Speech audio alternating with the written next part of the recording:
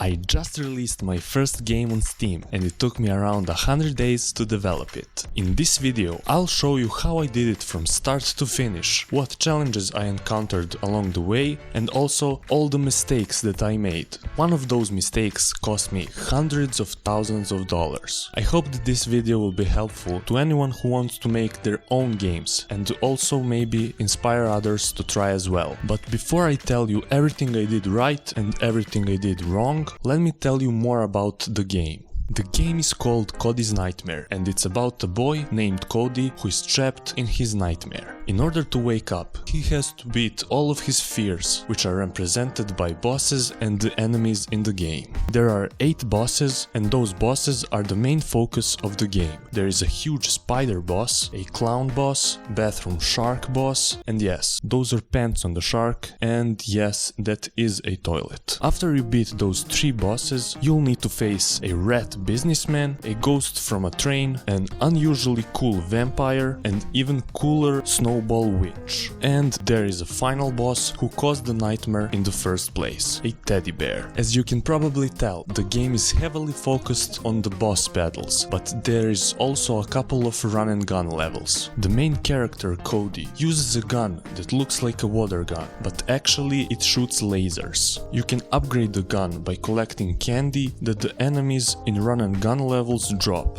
so that Cody has the best chance to beat all the bosses and wake up. At the beginning of the video I told a little lie. I didn't make this game alone. When I say I made this game, I mean my brother and I. He made all the animations and everything that looks and sounds nice. I programmed everything in Unity, and our goal with this game was to learn everything about releasing a game from start to finish and make enough money so we can keep making games full time. The game in this final state is focused on bosses and levels, which wasn't the case at the beginning. At first, we wanted to create a Metroidvania with a lot of bosses and a huge map to explore. But after months of development, we realized that it was too big of a bite and that if we wanted to release it in the near future, we need to scale down. This was our first commercial game, so it made sense to start small. And later in the video, you'll see why this was actually a great move.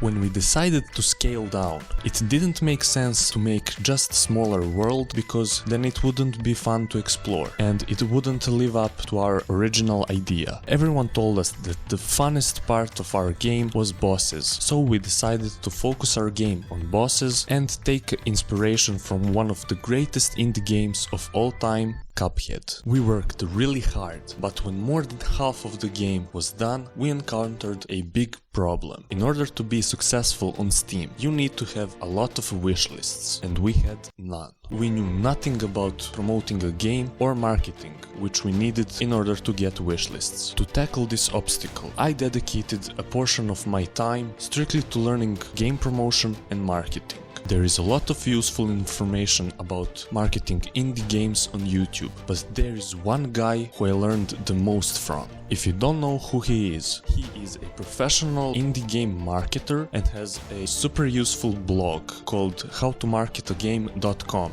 This is not sponsored, by the way. When I thought that I will learn everything from Chris and turn my game into a super success with the power of marketing, all my dreams were shattered. It looks like we screwed up all the way at the beginning by choosing the wrong genre for our game. Because of this, I'm glad that we scaled down. Because Chris also says that your goal with your first game is just to release it. Considering all the statistics and the data, our game should be a huge failure. But can we turn it around and make it a success? We didn't like the situation that we were in, but we didn't give up. There was still one more thing that could turn our game into a huge success: the Steam Next Fest. On average, a successful indie game on Steam has around 7,000 wishlists before the release, and an average game gets around 2,000 to 4,000 wishlists on the Steam Next Fest. So our goal for the Next Fest was at least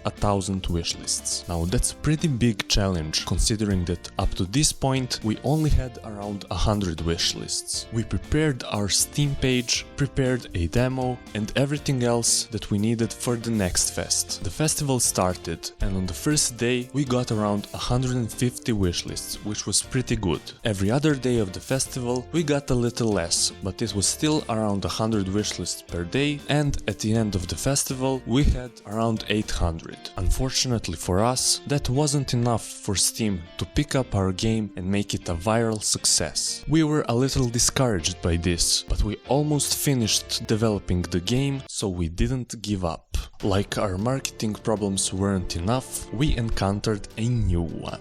We only had around 30 days before the date that we set our game to release, and the game wasn't nearly finished. So the hell month started. We didn't get out of the house, slept very minimally, and the only thing that we did was work on the game. Even one day before the release, we didn't finish our game. That day we didn't even sleep or eat. The game was actually finished 1 hour before the scheduled release time. And thankfully we didn't have any build errors, so we managed to release it just in time.